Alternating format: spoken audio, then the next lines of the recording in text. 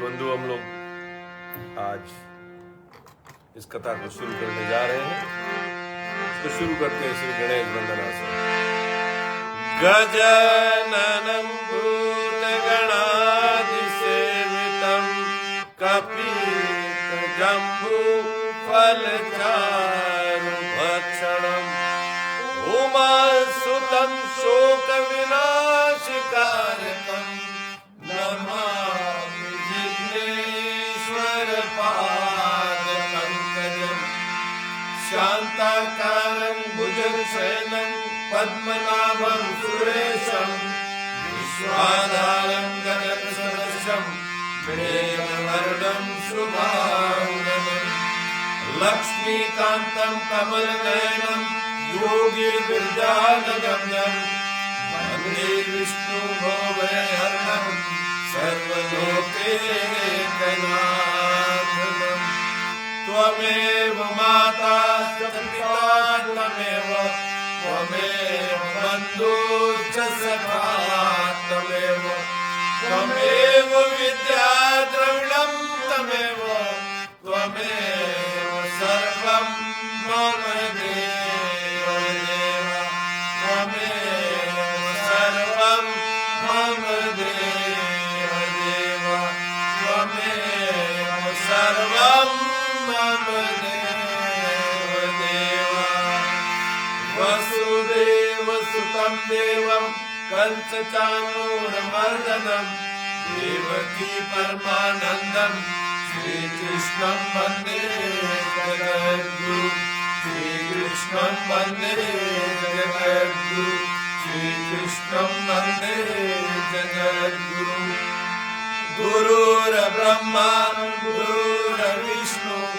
गुरुर्देवो महेश्वरः गुरुर्साक्षात् परब्रह्म तस्मै श्री गुरुवे नमः।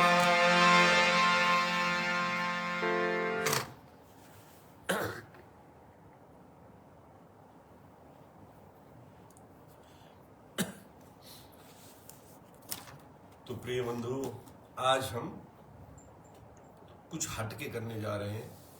आज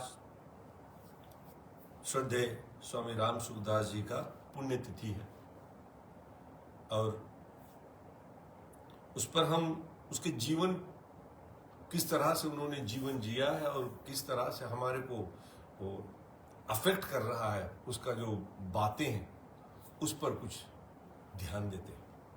एक किताब है, एक संत की वसीयत, उसमें पूरा का पूरा उसमें आ जाता है कि वो क्या थे, क्या वो चाहते थे। ओम परमात्मने नमः। एक संत की वसीयत। श्री भगवान की असीम अहेतु की कृपा से ही जीव को मानव शरीर मिलता है। यहां पर ऐसा नहीं बोला कि थोड़ा कृपा, असीम और अहेतु, बिना कारण के हम लोग को मनुष्य शरीर मिलता है। हम उस लायक के नहीं होते हैं जिस लायक के हमारे को मनुष्य शरीर मिलता है। अहेतु और असीम कृपा से हमारे को मनुष्य शरीर मिलता है। और फिर इस मनुष्य शरीर को क्या, इसका एकमात्र उद्देश्य केवल भगवत प्राप्ति ही है। एकमात्र मनुष्य शरीर मिल गया, इसका एकमात्र उद्देश्य है कि भगवत प्राप्ति। परंतु मनुष्य इस शरीर को प्राप्त करने के बाद अपने मूल उद्देश्य को भूलकर शरीर के साथ दृढ़ता से तदात्म कर लेता है कि अब मैं शरीर हूं। दृढ़ता से तदात्म यानी एक हो जाता है शरीर के साथ और इसके सुख को ही परम सुख मानने लगता है। शरीर के सुख को ही परम सुख मानने लग जाता है। क्या कितने लोगों को तो इस सुख दुख से कुछ और अलग है, इसको तो मालूम ही नहीं है कि इसके अलावा भी कुछ है। यही सुख दुख में पड़े रहते। तो वही यहां पर स्वामी जी कहते हैं, शरीर को सत्ता और महत्ता देकर उसके साथ अपना संबंध मान लेने के कारण उसका शरीर से इतना मोह हो जाता है कि इसका नाम तक उसको प्रिय लगने लगता है। इतना तदात्म हो जाते हैं कि कोई महिंद्रा बोले वाह मेरा नाम हुआ, मेरा नाम बोले, इतना तदात्म हो जाते उस नाम के। और हालांकि अभी हम इसको चेंज भी कर सकते अपने नाम को, उसमें कोई होता ही नहीं। ये नाम वही यहां स्वामी जी कहते, देखो शरीर के सुखों में मान बढ़ाई का सुख सबसे सूक्ष्म होता है। मान बढ़ाई का सुख सबसे सूक्ष्म के मतलब सब चाहते हैं अंदर से कि मेरे को मान मिले, मेरे को बड़ाई मिले। सूक्ष्म होता है वो, आप दिखाते नहीं हो, लेकिन आपकी मान बड़ाई होती तो आप अंदर से खुश होते हो। तो बड़ा सूक्ष्म होता है। इसकी प्राप्ति के लिए वह झूठ, कपट, बेईमानी आदि दुर्गुण दुराचार भी करने लग जाता है। शरीर के नाम में प्रियता होने से उसमें दूसरों से अपनी प्रशंसा, स्तुति की चाहना रहती है। नाम, अच्छा अभी हमारे में से सबके नाम निकाल दो तो आप किसकी बड़ाई करोगे?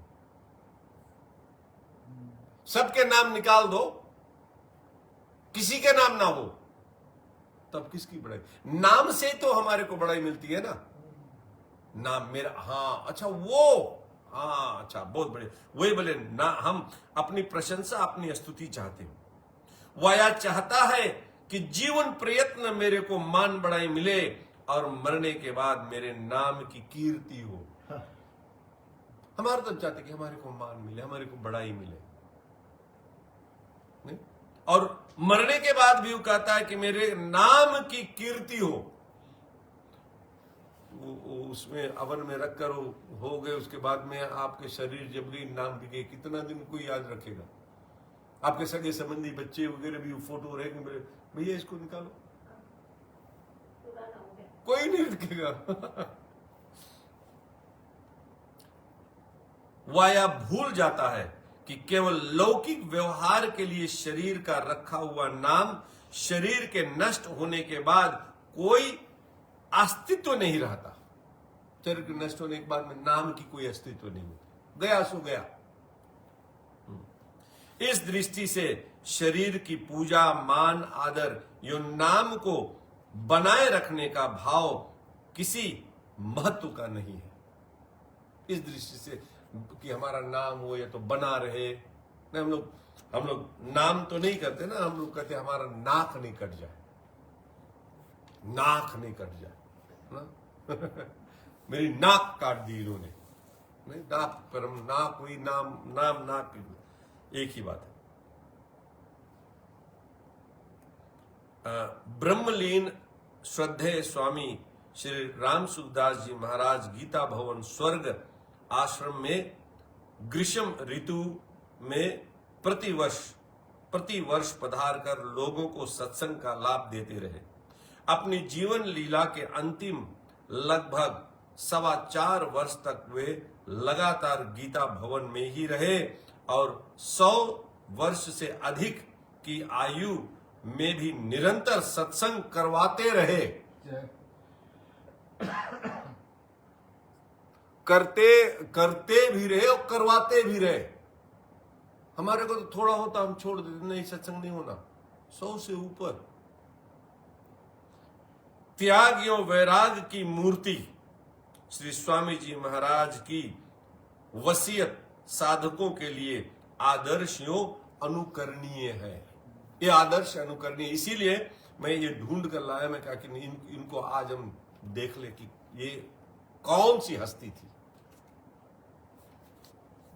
परंतु शरीर का मान, आदर एवं नाम की स्तुति, प्रशंसा का भाव इतना व्यापक है हमारे को कि हमारा कोई मान करे, इतना व्यापक कि मनुष्य अपने तथा अपने प्रियजनों के साथ तो ऐसा व्यवहार करते ही है, प्रत्युत जो भगवत आज्ञा, महापुरुष वचन तथा शास्त्र मर्यादा के अनुसार सच्चे हृदय से अपने लक्ष्य ने भगवान प्राप्ति में लगे रहकर इन दोषों से दूर रहना चाहते हैं, उन साधकों के साथ भी ऐसा ही व्यवहार करने लग जाते हैं।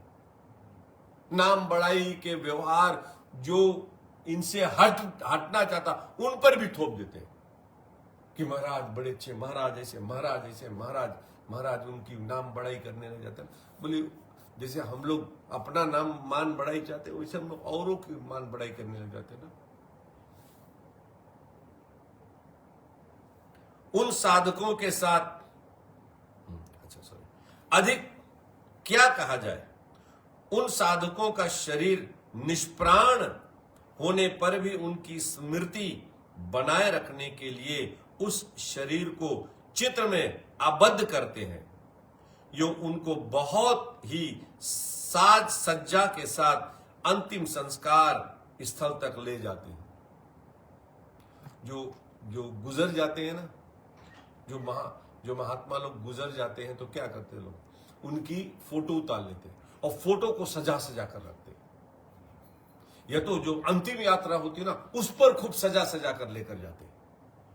गई यार नहीं।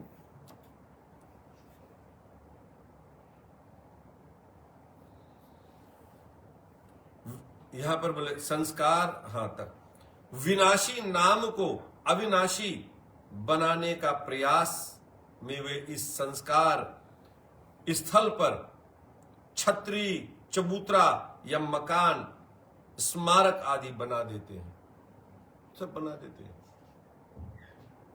वो शेड, जैसे बैठने का छतरी, स्टैंड, बस स्टैंड पे होता है ना जो शेड कि लोग आकर यहाँ बैठे, और स्मारक इत्यादि बना देते, कोई चबूतरा बना देते हैं, ये सब बना देते हैं कि उनके नाम से ये नाम चलता रहे। इसके सिवाय उनके शरीर से संबंधित एक पक्षीय घटनाओं को बढ़ा चढ़ाकर उनको जीवनी, संस्मरण आदि के रूप में लिखते और प्रकाशित करवाते हैं। साधु संतों को केवल एक तरफ का जीवन ले, उनके वो बेड साइड नहीं लिखेंगे, गुड साइड। हमारा सबका बेड साइड भी और गुड साइड भी है। सबका जो हम लोग संसार में है, हमारा बेड साइड भी है और गुड साइड भी है। साधुओं के भी बेड साइड भी है और गुड साइड भी है। हमारे जैसा नहीं इतना बेड साइड है, लेकिन यहां बताते हैं कि एक तरफा, वन साइडेड की, ये बहुत अच्छा है। हम लोग स्वामी जी के एक संत की वसीयत पढ़ रहे हैं। आज श्रद्धेय स्वामी जी का पुण्यतिथि है। उस पर स्वामी जी के विचार क्या थे, स्वामी जी के वसीयत क्या था, ये सब हम लोग आज पढ़ रहे हैं।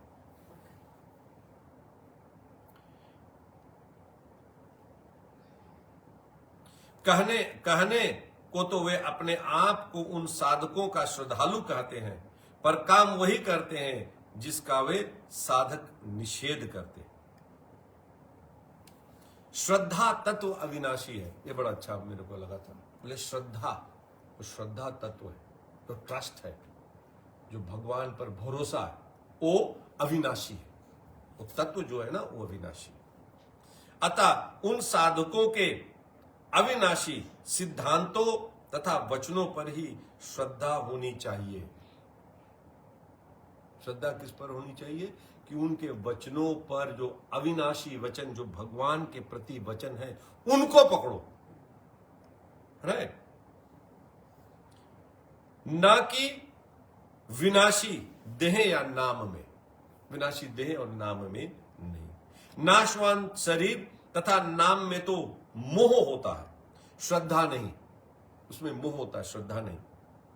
परंतु जब मोह ही श्रद्धा का रूप धारण कर लेता है, तभी ये अनर्थ होते हैं। मोह ही श्रद्धा का रूप धर लेते हैं ना, तब अनर्थ होता है। हम लोग फिर मोह जो होता है ना, वो श्रद्धा का रूप रख लेता है, तो अनर्थ होता है। मोह अलग है, श्रद्धा अलग है।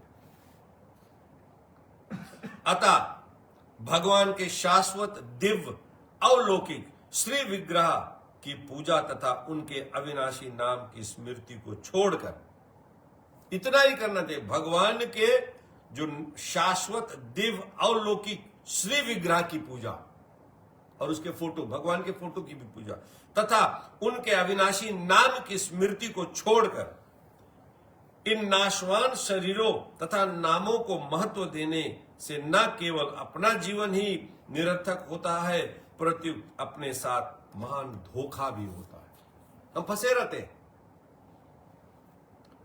वास्तविक दृष्टि से देखा जाए तो शरीर मल मूत्र बनाने की एक मशीन ही है। वास्तविक दृष्टि से देखा जाए, ये जो शरीर है वो मल मूत्र बनाने की मशीन है।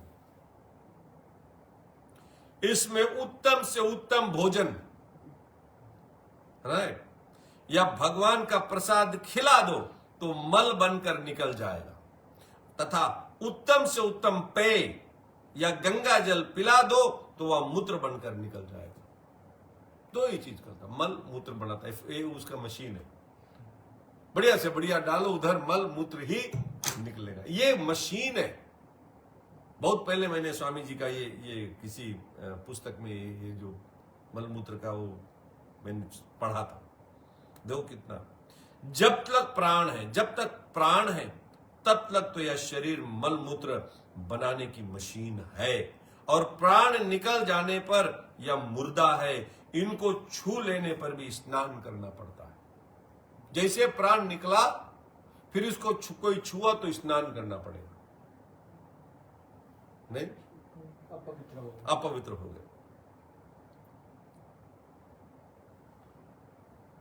वास्तव में यह शरीर प्रति क्षण ही मर रहा है, मुर्दा बन रहा है, प्रति क्षण मुर्दा बन रहा है। गौर से सुनना, इसमें जो वास्तविक चेतन यानी तत्व है उसका चित्र तो लिया ही नहीं जा सकता। चित्र लिया जाता है इस शरीर का जो प्रति क्षण नष्ट हो रहा है। हम लोग फोटो उतारते हैं, कोई साधु के भी फोटो उतारते हैं, तो उस समय जो शरीर में था ना, कल इस शरीर वो नाशवान वो फोटो उतारेंगे, जो तत्व है वो नहीं उसमें दिखेगा ना, वो कहां है कहां तल पहुंचा वो तत्व नहीं दिखेगा उसमें। तो उसको जब हम लोग उतारते तो अभी यहां बताएगा क्या बोलेगा।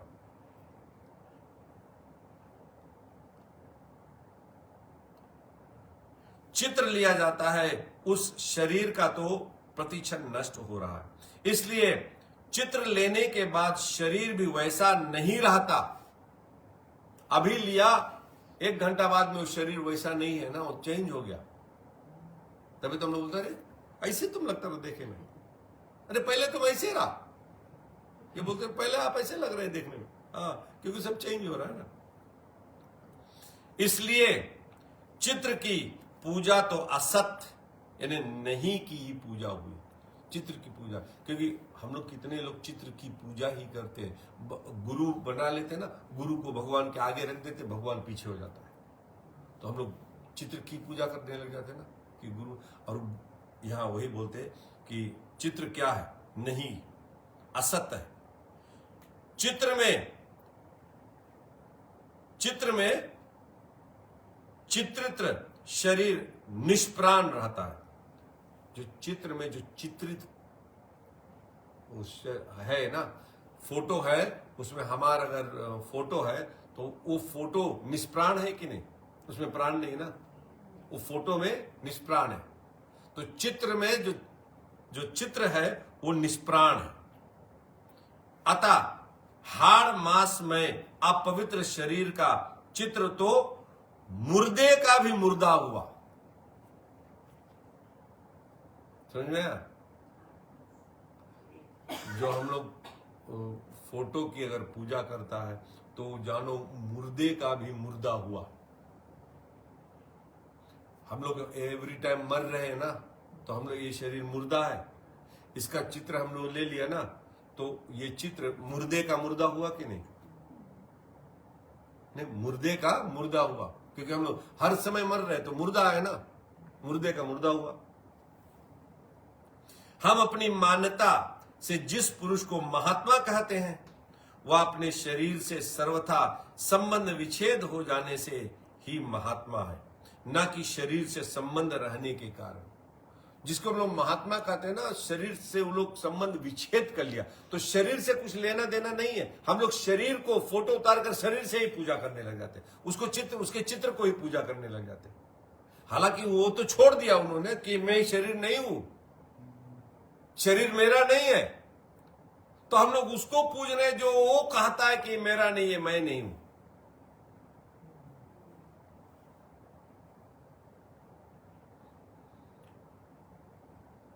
शरीर को तो वे मल के समान समझते हैं, अतः महात्मा के कहे जाने वाले शरीर का आदर करना मल का आदर करना हुआ। क्या यह उचित है? मल मूत्र त्यागने वाले का आदर करना, बोले क्या ये उचित है? तुम मल का ही त्याग वो आदर किया ना। यदि कोई कहे कि जैसे भगवान के चित्र की पूजा आदि होती है वैसे ही महात्मा के चित्र की भी पूजा आदि की जाए तो क्या आपत्ति है? जैसे भगवान के वजह से कोई हमारे गुरु के महात्मा के हो जाए तो क्या आपत्ति है? तो यह कहना भी उचित नहीं है, कारण कि भगवान का शरीर चिन्मय यूं अविनाशी होता है, राइट, जबकि महात्मा का कहा जाने वाला शरीर पंच भौतिक होने के कारण जड़ यो विनाशी होती है। भगवान सर्वव्यापी है, अतः वे चित्र में भी है। भगवान सर्वव्यापी है, वो चित्र में भी है, परंतु महात्मा की सर्वव्यापकता यानी शरीर से अलग भगवान की सर्वव्यापकता के ही अंतर्गत होती है। एक भगवान के अंतर्गत समस्त महात्मा है। भगवान के अंदर में सारे के सारे महात्मा आ जाते हैं। तो हम क्यों महात्माओं की पूजा करें? महात्मा हमारे को बताता है कि क्या करना है, लेकिन उनकी पूजा हम लोग करने लग जाते हैं। ये गड़बड़ी, यही स्वामी जी पूरा जोर देते हैं। अतः भगवान की पूजा के अंतर्गत सभी महात्माओं की पूजा स्वतः हो जाती है। यदि महात्माओं के हाड़ मांस में शरीरों की तथा उनके चित्रों की पूजा होने लगे तो इससे पुरुषोत्तम भगवान की पूजा में बाधा पहुंचेगी, तो महात्माओं के सिद्धांत से सर्वथा विपरीत है। महात्मा तो संसार के लोगों को भगवान की ओर लगाने के लिए आते हैं, ना कि अपनी ओर लगाने के लिए। महात्मा लोग अपनी ओर लगाने के लिए भगवान तो लो भाई, तू भगवान की तरफ चल, भगवान की तरफ चल। जो लोगों को अपनी ओर अपने ध्यान पूजा आदि में लगाता कलयुग में बहुत हो रहा है ना, कि गुरु के बिना कुछ नहीं, गुरु का भजन करो, गुरु की आरती गाते हैं लोग। भगवान की आरती की जगह गुरु की आरती गाते होता है। तो गुरु की आरती क्यों, भगवान की आरती गाए? तो जो बोले अपने पूजा आदि लगाता है वह तो भगवत विरोधी होता है, वो भगवान के विरोधी है, भगवत विरोधी होता है। वास्तव में महात्मा कभी शरीर में सीमित होता ही नहीं। वास्तविक जीवनी या चरित्र वही होता है जो सांगोपांग हो, अर्थात जीवन की अच्छी बुरी यानी सद्गुण दुर्गुण सदाचार दुराचार आदि सब बातों का यथार्थ रूप से वर्णन हो। अपने जीवन की समस्त घटनाओं को यथार्थ रूप से मनुष्य स्वयं ही जान सकता है। दूसरे पुरुष तो उसकी बाहरी क्रियाओं को देखकर अपनी बुद्धि के अनुसार उनके बारे में अनुमान मात्र कर सकते हैं, जो प्रायः यथार्थ नहीं होता।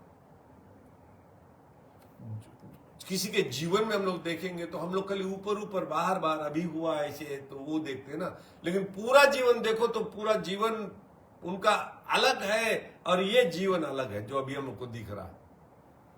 वो यथार्थ बोले नहीं, वो सच नहीं है। आजकल जो जीवनी लिखी जाती है उनमें दोषों को छिपाकर गुणों का ही मिथ्या रूप से अधिक वर्णन करने के कारण वह सांगोपान तथा पूर्ण रूप से सत्य होती ही नहीं। वास्तव में मर्यादा पुरुषोत्तम भगवान श्री राम के चरित्र से बढ़कर और किसी का चरित्र क्या हो सकता है। अतः इन्हीं के चरित्र को पढ़ना सुनना चाहिए और उसके अनुसार अपना जीवन बनाना चाहिए। भगवान के चरित्र को ही पढ़ो सुनो और उसी की तरह अपने जीवन को बनाओ। जिसको हम महात्मा मानते हैं, जिसको महात्मा मानते हैं, क्या करना, उसका सिद्धांत और उद्देश्य ही श्रेष्ठ होता है। उसका जो सिद्धांत है जैसे वो जी रहा है और उद्देश्य जो उपदेश देता है वही उस पर चलो है। अतः उसी के अनुसार अपना जीवन बनाने का यत्न करना चाहिए। वही स्टाइल जैसे वो कर रहा वैसे। उपर्युक्त सभी बातों पर विचार करके मैं सभी परिचित संतों तथा सदगृहस्थों से एक विनम्र निवेदन प्रस्तुत कर रहा हूं। इसमें सभी बातें मैंने व्यक्तिगत आधार पर प्रकट की है, अर्थात मैंने अपने व्यक्तिगत चित्र, स्मारक, जीवनी आदि का ही निषेध किया है। स्वामी जी कहते कि हम अपने ऊपर बोलाएं कि मेरा कोई पूजा ना करे, मेरा कोई चित्र ना ले, मेरा कोई स्मारक ना बनाए, मेरे जीवनी पर कोई लिखे नहीं। ये मेरे दूसरे को उन्होंने नहीं कहा। मेरी शारीरिक असमर्थता के साथ समय तथा शरीर शांत होने के बाद इस शरीर के प्रति आपका क्या दायित्व रहेगा, इसका स्पष्ट निर्देश करना ही इस लेख का प्रयोजन है। कि शरीर जब शांत हो जाए इसके साथ में क्या करना है, वही हम बताना चाहते हैं। नंबर 1, यदि यह शरीर चलने फिरने, उठने बैठने आदि में असमर्थ हो जाए, यो वैद्यों डॉक्टरों की राय से शरीर के रहने की कोई आशा प्रतीत न हो, तो इसको गंगा जी के तटवर्ती स्थान पर ले जाया जाना चाहिए। उस समय किसी भी प्रकार की औषधि आदि का प्रयोग न करके केवल गंगा जल और तुलसी दल का ही प्रयोग किया जाना चाहिए। उस समय अनवर्तन रूप से भगवान नाम का जप तथा कीर्तन और श्रीमद् भागवत गीता, श्री विष्णु सहस्त्र नाम, श्री रामचरितमानस आदि पूज्य ग्रंथों का श्रवण कराया जाना चाहिए। बोले अगर हम शरीर ऐसे बताए दी कि अब इसको कुछ नहीं होगा, तो उसमें औषधि डाल कर उसको जिंदा नहीं रखना। औषधि डाल कर उसको जिंदा मत रखना, जाने देना।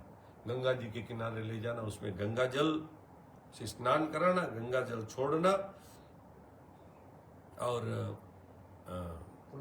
तुलसी दल छोड़ना और श्रीमद् भागवत गीता, कीर्तन, नाम जप, रामचरितमानस, ये सब ग्रंथों का श्रवण कराना चाहिए। अभी भी यहाँ पर वो बोलते हैं ना कि आप भी कुछ लिख लो अगर जाना है, कि आप रेसिस्टेट होना चाहते हो कि नहीं, कि आपको फिर से जिलाना चाहेंगे ना, कितना लंबा आप जीना चाहते हो, वो सब अभी है, आप अपना उसमें लिख सकते हो जाने से। क्योंकि अभी क्या होता है ना कि हम जब चले जाते हो कोमा स्टेज पे ना, तो मोह के कारण हम उनको जिला कर रखना चाहते हैं कि बंदा जिए, भले मशीन लगा है, कुछ भी समझता नहीं, कुछ भी सोचता नहीं, वो केवल जी रहा है। जब वो स्टेज पर चला जाए तो हम क्या करें, उसको जिंदा रहने देना चाहिए। तो ये डिसीजन हमको बताना चाहिए अपने जो है सगे संबंधी कि अगर ऐसा हो जाए तो हमारे को जाना, हम ठाकुर जी के धाम में जाना चाहते, मेरे को रोकना मत, मैं जा रहा हूं। नहीं, क्योंकि एक तरीके से तो आप वो जीव को दुख दे रहे हो, दुख ही दे रहे हैं। क्योंकि जब उसकी वो और स्मरण शक्ति नहीं है, वो हाथ, उन्होंने लिखा हाथ पग चलना बंद हो गया, दूसरे पर डिपेंड हो गया है, न चल सकता है, न खा सकता है, न पी सकता है, न सोच सकता है ना।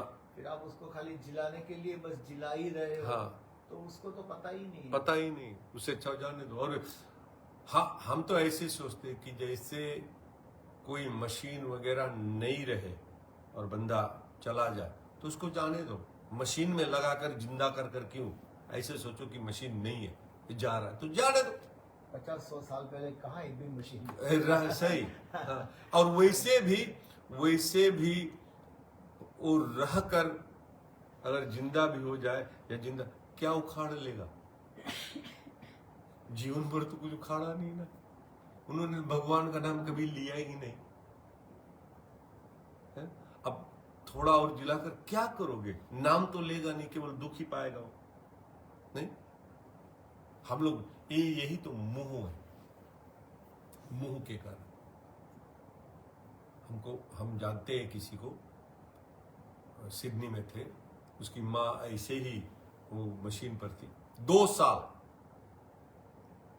2 साल उसकी 4-5 बेटियां ही, तो वो लोग आते हैं उसको घुमा कर पोज देते, फिर घुमा कर पोज देते।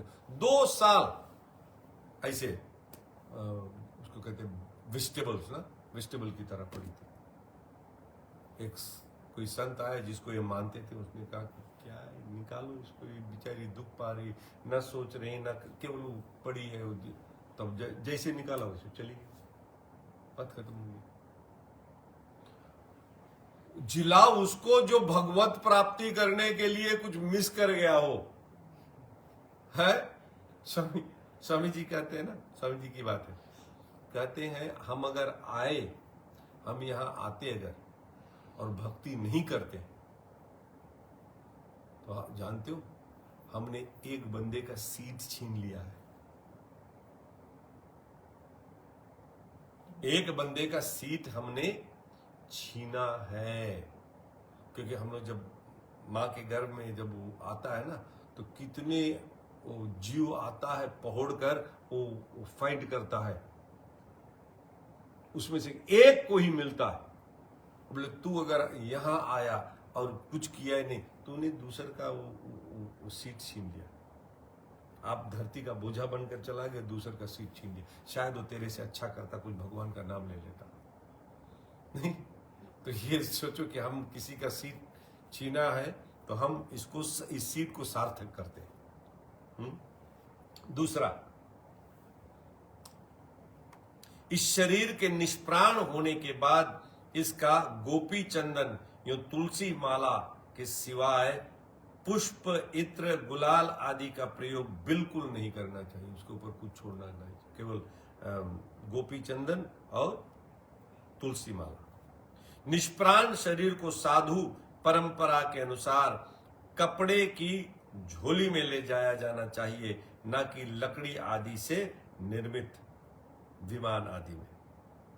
जिस प्रकार इस शरीर की जीवित अवस्था में मैं चरण स्पर्श, दंडवत प्रणाम, परिक्रमा, माल्य अर्पण, अपने नाम की जय जयकार आदि का निषेध करता आया हूं, उसी प्रकार इस शरीर के निष्प्राण होने के बाद भी चरण स्पर्श, दंडवत प्रणाम, परिक्रमा, माल्य अर्पण, अपने नाम की जयकार आदि का निषेध समझना चाहिए। स्वामी जी ने कभी अपने चरण को नहीं छुआ। चरण बोले छूना ठाकुर जी के चरण, तो हमारी बात सुन लो, बात जो मैं कहा, बात सुनो ठाकुर जी के चरण। मेरे को क्या, मेरे चरण छूने से क्या होगा? कितनों भी चरण छू लो, बात पर नहीं चलो तो बेकार है ना। चरण छुए नहीं, पूरा का पूरा बात पे चलो तो सार्थक हो गया, सार्थक हो गया। तो वही कहता कि जो मैं जीवन भर करा, अब मरने के बाद में भी हमारे शरीर का कोई वो नहीं करे। इस शरीर की जीवित अवस्था के, मृत्यु अवस्था के तथा अंतिम संस्कार आदि के चित्र यानी फोटो लेने का मैं सर्वथा निषेध करता हूं। जिंदगी जी को फोटो नहीं लिया, कहा कि मरने के बाद में भी मेरे को फोटो नहीं चाहिए। तीसरा, मेरी हार्दिक इच्छा यही है कि अन्य नगर या गांव में इस शरीर के शांत होने पर इसको वाहन में रखकर गंगा जी के तट पर ले जाना चाहिए और वहीं इसका अंतिम संस्कार कर देना चाहिए। कहीं और अगर हो गया तो वहां से मेरे को गंगा तट पर लेके आना, वही अंतिम संस्कार। यदि किसी परिहार्य कारण से ऐसा होना कदापि संभव न हो सके तो जिस नगर या गांव में शरीर शांत हो जाए वही गायों के गांव से जंगल की ओर आने जाने के मार्ग यानी गोवा में, अथवा नगर या गांव से बाहर जहां गायें विश्राम आदि किया करती है वहां इस शरीर का सूर्य की साक्षी में अंतिम संस्कार कर देना चाहिए। इस शरीर के शांत होने पर किसी की प्रतीक्षा नहीं करनी चाहिए। वेट नहीं करो, अरे फलाना आएगा, टिकाना आएगा, स्कोरिंग कर दो कि ये मर गए, वेट कर लो 5-6 दिन ना, किसी की भी प्रतीक्षा नहीं करनी चाहिए। अंतिम संस्कार प्रयत्न केवल भजन कीर्तन, भगवान नाम जप आदि ही होना चाहिए और अत्यंत सादगी के साथ अंतिम संस्कार करना चाहिए, एकदम सादगी के साथ, कोई तामझाम नहीं। चौथा, अंतिम संस्कार के समय इस शरीर की दैनिकोपयोगी सामग्री यानी कपड़े, खड़ाऊ, जूते आदि जितने दैनिक यूज करता था स्वामी जी को भी शरीर के साथ ही जला देना चाहिए, कोई रखो नहीं, क्योंकि वो लोग अपना ट्रॉफी मानेंगे ना कि ये मेरे स्वामी जी का, मैं इसका पूजा करूंगा ना, सब जाओ। तथा अवशिष्ट सामग्री, अवशिष्ट यानी पुस्तकें, कमंडल आदि को पूजा में अथवा स्मृति के रूप में बिल्कुल नहीं रखना चाहिए, प्रत्युक्त उनका भी सामान्यता उपयोग करते रहना चाहिए। पुस्तक इत्यादि हो तो उसको पूजा में मत रखो, लेकिन उपयोग करो उसको हमेशा। पांचवा, जिस स्थान पर इस शरीर का अंतिम संस्कार किया जाए वहां मेरी स्मृति के रूप में कुछ भी नहीं बनाना चाहिए, यहां तक कि उस स्थान पर केवल पत्थर आदि को रखने का भी मैं निषेध करता हूं। कोई पत्थर रख दे कि यहां स्वामी, कुछ भी नहीं, नामो निशान नहीं। अंतिम संस्कार से पूर्व वह स्थल जैसे उपेक्षित रहा है, इस शरीर के अंतिम संस्कार के बाद भी वह स्थल वैसे ही उपेक्षित रहना चाहिए, जैसे पहले था, संस्कार हो गया वैसे वैसे हो जाना चाहिए, कोई भी चीज एक्स्ट्रा वहां नहीं होना चाहिए। अंतिम संस्कार के बाद अस्थि आदि संपूर्ण अवशिष्ट सामग्री को गंगा जी में प्रवाहित कर देना चाहिए, जो अस्थि वगैरह तो गंगा जी में। मेरी स्मृति के रूप में कहीं भी गौशाला, पाठशाला, चिकित्सालय आदि सेवार्थ संस्थाएं नहीं बनानी चाहिए।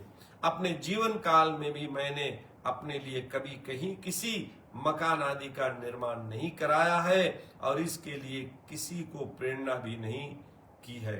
यदि कोई व्यक्ति कहीं भी किसी मकान आदि को मेरे द्वारा अथवा मेरी प्रेरणा से निर्मित बताए तो उसको सर्वथा मिथ्या समझना चाहिए कि गड़बड़ बोल रहा है। तो गया हम लोग लौट कर किस लिए आते हैं कि कुछ न कुछ छूट जाता, हमारी आसक्ति रहती है ना।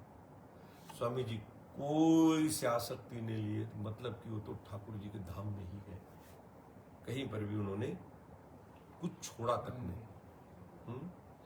इस शरीर के शांत होने के बाद सत्रहवीं मेला या महोत्सव आदि बिल्कुल नहीं करना चाहिए और उन दिनों में किसी प्रकार की कोई मिठाई आदि भी नहीं करनी चाहिए। साधु संत जिस प्रकार अब तक मेरे सामने भिक्षा लाते रहे उसी प्रकार लाते रहना चाहिए। अगर संतों के लिए सदगृहस्थ अपने आप भिक्षा लाते हैं तो उसी भिक्षा को स्वीकार करना चाहिए जिसमें कोई मिठाई चीज ना हो।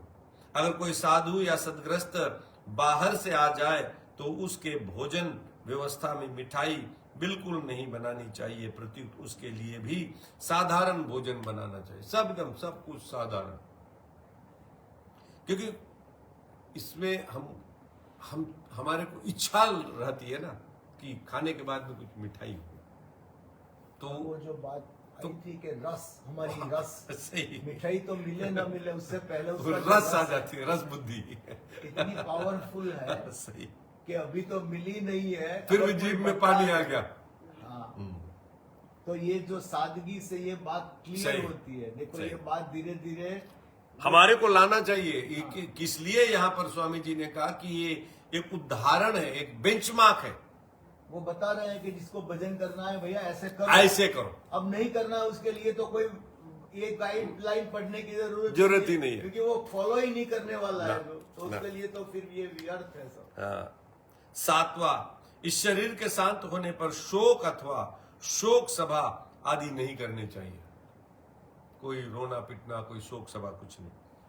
प्रत्युक्त 17 दिन तक सत्संग, भजन, कीर्तन, भगवान नाम जप, गीता पाठ, श्री रामचरितमानस पाठ, संत वाणी पाठ, भागवत पाठ आदि आध्यात्मिक कृत ही होते रहने चाहिए। सनातन हिंदू संस्कृति में इन दिनों के ये ही मुख्य कृत्य माने गए हैं। ऐसे ही 8वां, इस शरीर के शांत होने के बाद शत्रुही आदि किसी भी अवसर पर यदि कोई सज्जन रुपया, पैसा, कपड़ा आदि कोई वस्तु भेंट करना चाहे तो नहीं लेना चाहिए। अर्थात किसी से भी किसी प्रकार की कोई भेंट बिल्कुल नहीं लेनी चाहिए। यदि कोई कहे कि हम तो मंदिर में भेंट चढ़ाते हैं तो इसको फालतू बात मानकर इसका विरोध करना चाहिए। बाहर से कोई व्यक्ति किसी भी प्रकार की कोई भेंट किसी भी माध्यम से भेजे तो उसको सर्वथा अस्वीकार कर देना चाहिए। किसी से भी भेंट ना लेने के साथ साथ या सावधानी भी रखनी चाहिए कि किसी को कोई भेंट, चद्दर, किराया आदि नहीं दिया जाए। जब शत्रुही का भी निषेध है तो फिर वर्षी यानी वार्षिक तिथि आदि का भी निषेध समझना है। इसको कहते हैं सिंपल लिविंग, हाई थिंकिंग। कुछ भी, स्वामी जी कभी कुछ न पैसा रखा, कुछ भी घर द्वार कुछ भी नहीं रखा, फिर भी जिए मस्ती से ठाकुर जी के भरोसे। क्योंकि वो उन्होंने उद्देश्य जैसे बताया ना शुरू में, एकमात्र उद्देश्य, बस तो वो एकमात्र उद्देश्य हो तो फिर आपका उद्देश्य दूसरी वस्तु ही नहीं है तो फिर उसके लिए आप बटोरोगे क्यों? सही, पहले बात वहीं से शुरू हो जाएगा ना। 9वां, इस शरीर के शांत होने के बाद में इस शरीर से संबंधित घटनाओं को जीवनी, स्मारिका, संस्मरण आदि किसी भी रूप में प्रकाशित नहीं किया जाना चाहिए। अंत में मैं अपने परिचित सभी संतों एवं सदगृहस्थों से विनम्र निवेदन करता हूं कि इन बातों का मैंने निषेध किया है, जिन बातों का मैंने निषेध किया है उसको किसी भी स्थिति में नहीं किया जाना चाहिए। इस शरीर के शांत होने पर इन निर्देशों के विपरीत आचरण करके तथा किसी प्रकार का विवाद, विरोध, मतभेद, झगड़ा, विडंबना आदि अवच्छिन्न स्थिति उत्पन्न करके अपने को अपराध एवं पाप का भागी नहीं बनाना चाहिए। प्रत्युत अत्यंत धैर्य, प्रेम, सरलता एवं पारंपरिक विश्वास, निश्चल व्यवहार के साथ पूर्वोक्त निर्देशों का पालन करते हुए भगवान नाम कीर्तन रूप अंतिम संस्कार कर देना चाहिए। जब और जहां भी ऐसा संयोग हो इस शरीर के संबंध में दिए गए निर्देशों का पालन वहां उपस्थित प्रत्येक संबंधित व्यक्ति को करना चाहिए। मेरे जीवन काल में मेरे द्वारा शरीर से, वाणी से, मन से, जान से, अनजान में किसी को भी किसी प्रकार का कष्ट पहुंचा हो तो मैं उन सभी से विनम्र हृदय से करबद्ध क्षमा मांगता हूं। आशा है सभी उदारता पूर्वक मेरे को क्षमा प्रदान करेंगे। एक बार सरल हृदय से दृढ़ता पूर्वक स्वीकार कर लो कि मैं केवल भगवान का ही हूं और केवल भगवान ही मेरे अपने हैं, क्योंकि शरीर संसार कभी किसी के साथ रहते ही नहीं और परमात्मा कभी किसी का साथ छोड़ते ही नहीं। संसार, शरीर कभी किसी के साथ नहीं रहते। यह स्वामी जी कहते मेरा विचार, भगवान स्वामी जी का विचार क्या है? वर्तमान समय की आवश्यकताओं को देखते हुए मैं अपने कुछ विचार प्रकट कर रहा हूं। मैं चाहता हूं कि अगर कोई व्यक्ति मेरे नाम से इन विचारों, सिद्धांतों के विरुद्ध आचरण करता हुआ दिखे तो उसको ऐसा करने से यथाशक्ति रोकने की चेष्टा की जाए। मेरे दीक्षा गुरु का शरीर शांत होने के बाद मैंने उसकी वर्षी कर ली, तब ऐसा पक्का विचार कर लिया कि अब एक तत्व के सिवाय और कुछ नहीं करना है। स्वामी जी कहते हैं कि हम 1987 में, 1987 मैं दिखाऊंगा कब का है, मेरे को लगता है 1987 में, वो जब बोले गुरु हो तो बोले एक पक्का विचार कर लिया कि भगवान के तत्व के सिवा और कुछ नहीं करना है, किसी से कुछ मांगना नहीं है, रुपयों को अपने पास न रखना है, न छूना है, अपनी ओर से कहीं जाना नहीं है, जिसको गरज होगी वह ले जाएगा। इसके बाद में गीता प्रेस के संस्थापक सेठ जी श्री जयदयाल जी गोविंदका के संपर्क में आया। वे मेरी दृष्टि में भगवत प्राप्त महापुरुष थे। मेरे जीवन पर उसका विशेष प्रभाव पड़ा। मैंने किसी भी व्यक्ति, संस्था, आश्रम आदि से व्यक्तिगत संबंध नहीं जोड़ा है। यदि किसी हेतु से संबंध जोड़ा भी हो तो वह तात्कालिक था, सदा के लिए नहीं। मैं सदा तत्व का अनुयायी रहा हूं, व्यक्ति का नहीं। स्वामी जी बोले मैं तत्व खोजता था। तत्व क्या है? तत्व मतलब कि क्या सत्य है और क्या असत्य है, उसमें कि देखते ये सारा का सारा तो असत्य है, एक सत्य ही है, वही तत्व का खोज, उसका ही बोले अनुयायी था। मेरा सदा से यह विचार रहा कि लोग मुझ में अथवा किसी व्यक्ति विशेष में ना लगकर भगवान में ही लगे, कि मेरे में ना लगे, भगवान में लगे।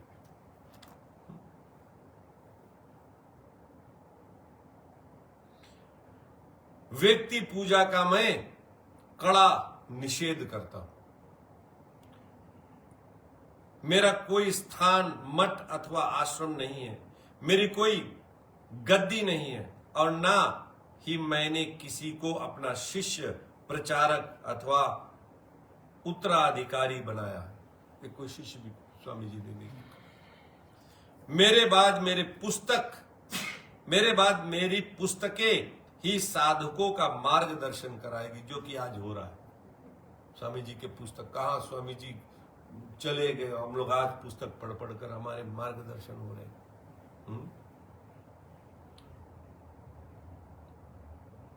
गीता प्रेस की पुस्तकों का प्रचार, गौरक्षा तथा सत्संग का मैं सदैव समर्थक रहा हूं।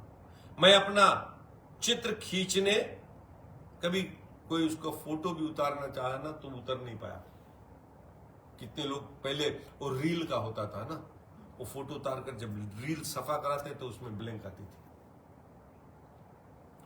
जब चाहता नहीं तो आप खींचोगे तो आएगा भी नहीं। किसी ने नहीं करा, लोगों ने प्रयास किया लेकिन वो सब ब्लैंक थे। स्वामी जी का एक भी फोटो नहीं है, कहीं आप नहीं देख पाओगे। मैं अपना चित्र खींचने, चरण स्पर्श करना भी बड़ा गड़बड़ रहे। तो स्वामी जी अपना चरण किसी को स्पर्श नहीं कराने देते थे। जय जयकार करने, माला पहनाने आदि का कड़ा निषेध हो। फूल हम लोग कभी फूल हम लोग के ऊपर नहीं बरसाना, फूल ठाकुर जी के ऊपर बरसाना चाहिए। हम लोग कितने लोग सब फूल बरसाते, फिर उस पर हम लोग पाँव रखकर सब चलते हैं।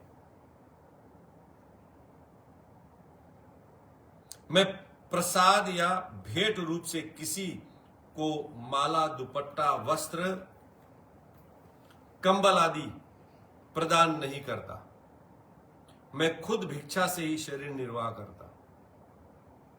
सत्संग कार्यक्रम के लिए रुपये चंदा इकट्ठा करने का मैं विरोध करता हूं। सत्संग से या भगवान नाम से चंदा इत्यादि विरोध करता हूं। मैं किसी को भी आशीर्वाद, श्राप या वरदान नहीं देता और ना ही अपने को उसके योग समझता हूं। कभी नहीं दे आशीर्वाद वगैरह कुछ। मैं अपने दर्शन की अपेक्षा गंगा जी, सूर्य अथवा भगवत विग्रह के दर्शन को ही अधिक महत्व देता हूं। बोले हमारे दर्शन के बदले तुम भगवान के दर्शन करो, गंगा जी के दर्शन, सूर्य के दर्शन करो, वो ज्यादा फायदा करे। रुपये और स्त्री, इन दो के स्पर्श को मैंने सर्वथा त्याग किया, क्योंकि बाल ब्रह्मचारी थे ना, तो स्त्रियों का भी वो नहीं करते थे और रुपया भी नहीं। जिस पत्र पत्रिका अथवा स्मारिका में विज्ञापन छपते हो, उनमें मैं अपना लेख प्रकाशित करने का निषेध करता हूं, क्योंकि उसमें पैसा आता है ना, जो विज्ञापन होता है, जो उसमें जो एडवर्टीजमेंट्स होती है ना, उसमें अपना प्रवचन स्वामी जी नहीं देते थे। इसी तरह अपनी दुकान, व्यापार आदि के प्रचार के लिए प्रकाशित की जाने वाली सामग्री में भी मेरा नाम छपाने का मैं निषेध करता हूं। गीता प्रेस की पुस्तकों के प्रचार के संदर्भ में यह नियम लागू नहीं है। मैं अपने सत्संग यानी प्रवचन में ऐसी मर्यादा रखी है कि पुरुष और स्त्री अलग अलग बैठे। मेरे आगे थोड़ी दूर तक केवल पुरुष बैठे। पुरुषों की व्यवस्था पुरुष और स्त्रियों की व्यवस्था स्त्रियां ही करें। किसी बात का समर्थन करने अथवा भगवान की जय बोलने के समय पुरुष दोनों हाथ उठाकर जय जयकार करें। कर्म योग, ज्ञान योग और भक्ति योग, तीनों में मैं भक्ति योग को सर्वश्रेष्ठ मानता हूं।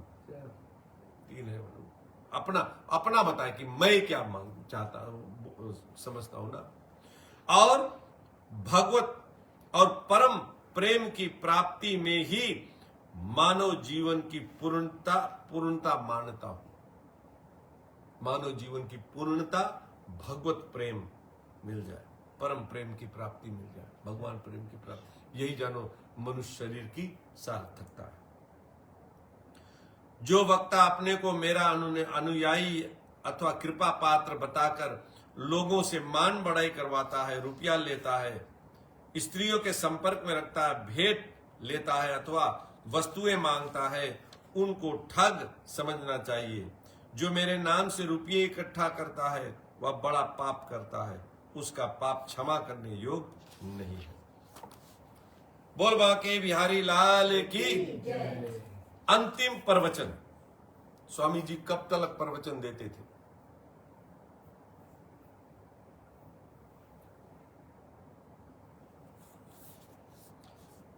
ब्रह्मलीन श्रद्धेय स्वामी श्री राम सुखदास जी महाराज के 3 जुलाई 2005 को परम धाम पधारने के पूर्व दिनांक 29-30 जून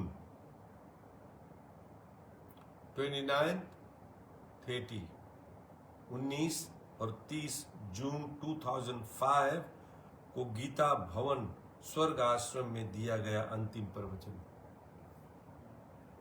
29 और 30 को वो प्रवचन किया और 3 जुलाई को चले गए। 102 के 105 ईयर्स को वैसे कुछ था। अंतिम दिन तक वो प्रवचन दे रहा था, है? हाँ। जून में प्रवचन 29 और 30 जून दिया और 3 जुलाई के गए। हाँ, वही वस्ते तुम लोग पढ़ता, वही वस्ते उसके आज पुण्यतिथि है, तभी तुम लोग उसके पढ़ता। अंतिम प्रवचन एक बहुत श्रेष्ठ, बड़ी सुगम, बड़ी सरल बात है। वह यह है कि किसी तरह की कोई इच्छा मत रखो, किसी तरह की कोई इच्छा मत रखो, न परमात्मा की, न आत्मा की, न संसार की, न मुक्ति की, न कल्याण की। कुछ भी इच्छा मत रखो और चुप हो जाओ। कुछ भी इच्छा मत रखो, शांत हो जाओ, कारण कि परमात्मा सब जगह शांत रूप से परिपूर्ण है। वाह। हम एकदम शांत हो जाओ, कोई भी, वही तो परमात्मा है ना। जीरो में हमको जाना है और जीरो में परमात्मा है ना।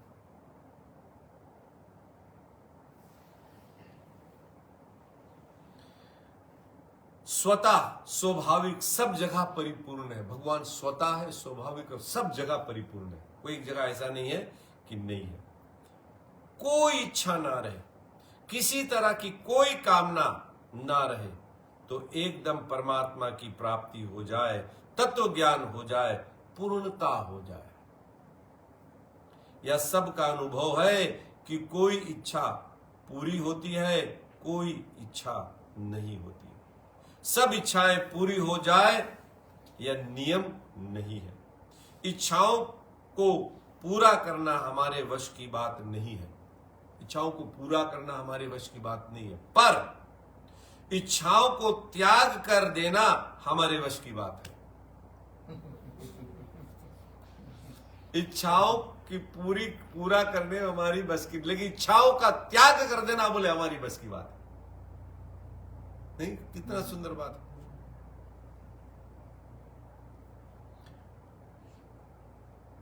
कोई भी इच्छा चाहना नहीं रहेगी तो आपकी स्थिति स्वतः परमात्मा में हो। कोई भी इच्छा नहीं होगी तो हम हरदम परमात्मा में ही लगे रहेंगे ना। संसार की इच्छा नहीं रहेगी तो हम परमात्मा में ही लगे रहेंगे।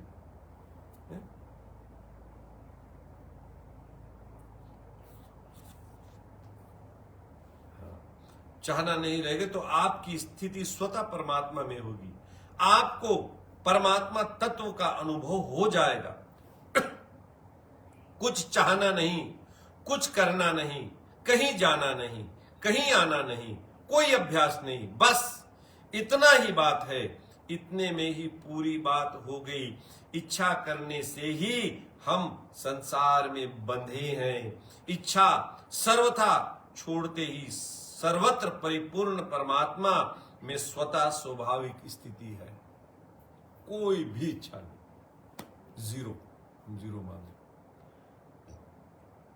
प्रत्येक कार्य में तटस्थ रहे, सब कार्य में तटस्थ रहे। न राग करो न दोष करो, सम हो जाओ। नहीं दो यहां नहीं बोले इसकी सब काम छोड़ दो, कर्म करो लेकिन तटस्थ रहो। तटस्थ का मतलब न राग न द्वेष। तुलसी ममता राम सो। ममता हम लोग किससे करो? हम लोग अभी संसार से करते। बोले तुलसी ममता राम सो, समता सब संसार।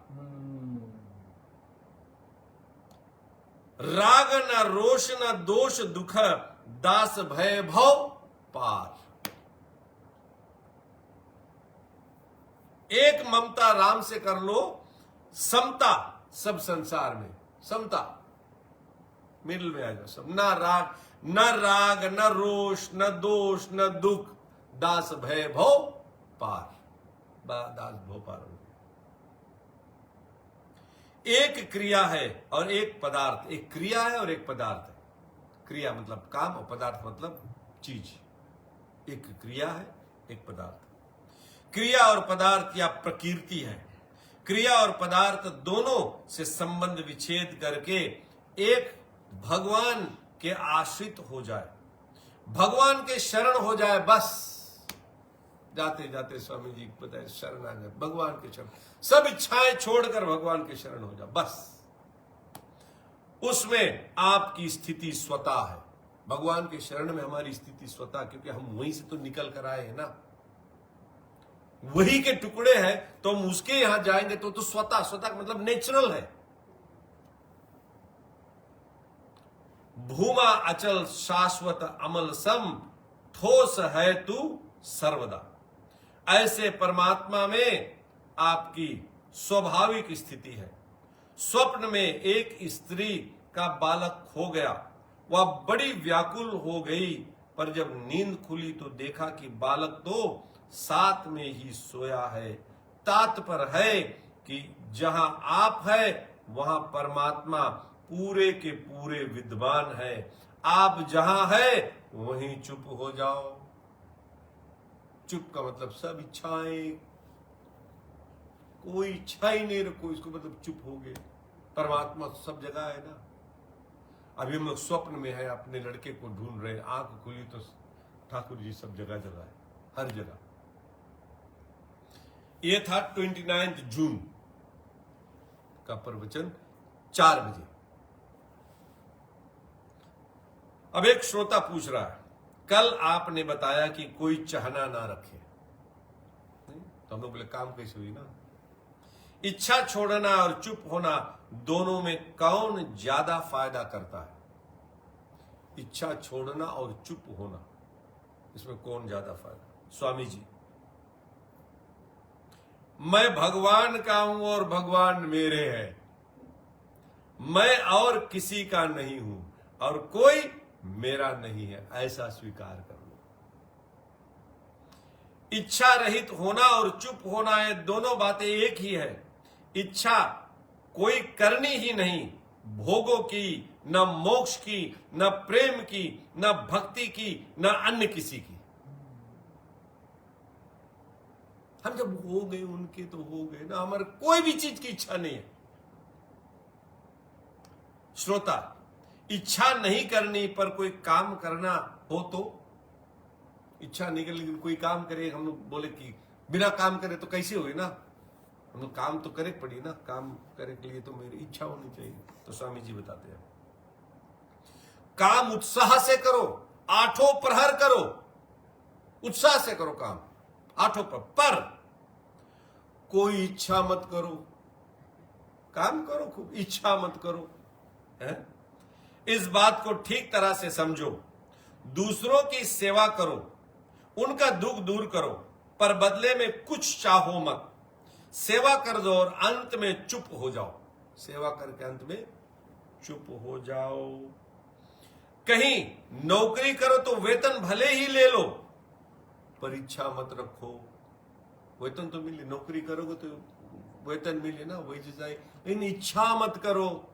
इच्छा करोगे तो भी आएगी, इच्छा नहीं करोगे तो भी आएगी आएगी। तो इच्छा कर कर मरते हम लोग क्यों? सार बात है कि जहां आप है वहीं परमात्मा है। सार बात, जाते जाते स्वामी जी, जहां आप है वहीं परमात्मा है, ये बात मान लो है। कोई इच्छा नहीं करोगे तो आपकी स्थिति परमात्मा में ही होगी। कोई इच्छा नहीं तो आपकी स्थिति परमात्मा में ही होगी। जब सब परमात्मा ही है, सब परमात्मा ही है, तो फिर इच्छा किसकी करें? संसार की इच्छा है, इसलिए हम संसार में है। संसार की इच्छा, इसलिए हम संसार में है? कोई इच्छा, कोई भी इच्छा नहीं है तो हम परमात्मा में है। इच्छा करेंगे तो हम संसार में, कोई इच्छा नहीं तो हम परमात्मा में। ये 30 जून दिन में लगभग 11 बजे का प्रवचन।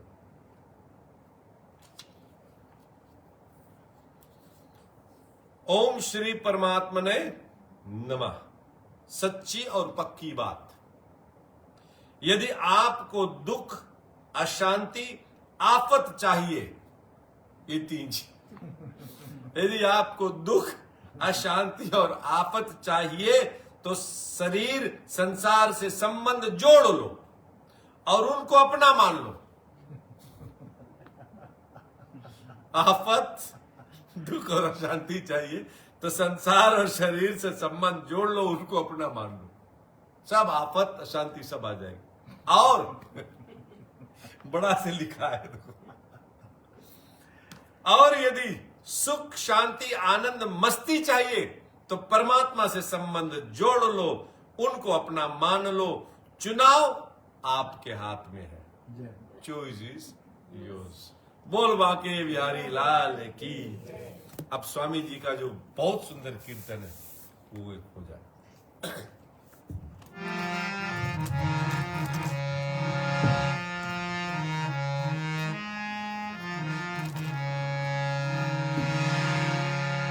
अरे मैं हूँ केवल आपका, आप हो मेरे नाम। मैं हूँ केवल आपका, आप हो मेरे नाम। मैं हूँ केवल आपका, आप हो मेरे नाम। मैं हूँ केवल आपका, आप हो मेरे नाम। तेरा कल्याण होगा, तेरा कल्याण होगा, तेरा कल्याण होगा, तेरा कल्याण होगा।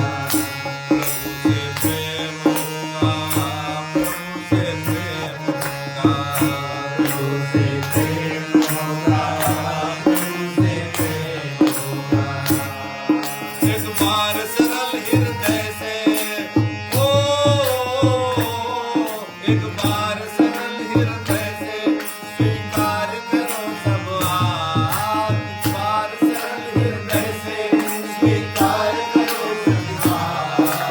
मैं हूँ केवल आपका, आप हो मेरे नाथ। मैं हूँ केवल आपका, आप हो मेरे नाथ।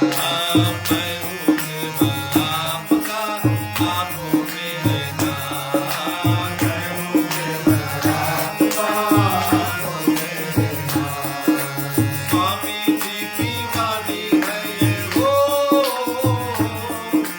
स्वामी जी की वाणी है, स्वामी जी की वाणी है ये मेरे नाथ, हे मेरे नाथ।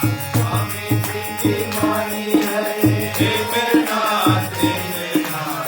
मैं हूँ केवल आपका, आप हो मेरे नाथ।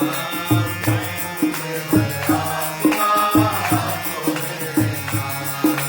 मंत्रों में ये महामंत्र है ये मेरे नाथ, हे मेरे नाथ। मंत्रों में ये महामंत्र है ये मेरे नाथ, हे मेरे नाथ। मंत्रों में ये महामंत्र है ये मेरे नाथ, हे मेरे नाथ। मंत्रों में ये महामंत्र है ये मेरे नाथ, हे मेरे नाथ। महामंत्र जीवन में ओ महामंत्र जीवन में धारण कर लो सब आज। महामंत्र जीवन में धारण कर लो आज। मैं हूँ केवल आपका, आप हो मेरे नाथ। मैं हूँ केवल आपका, आप हो मेरे नाथ। कल्याण होगा, तेरा कल्याण होगा, तेरा कल्याण होगा, तेरा कल्याण होगा। प्रभु से प्रेम होगा, प्रभु से प्रेम होगा, प्रभु से प्रेम होगा, प्रभु से प्रेम होगा। परम प्रेम की प्राप्ति भैया, परम प्रेम की प्राप्ति भैया, मिल गया राम भान उपाय। परम प्रेम की प्राप्ति भैया, मिल गया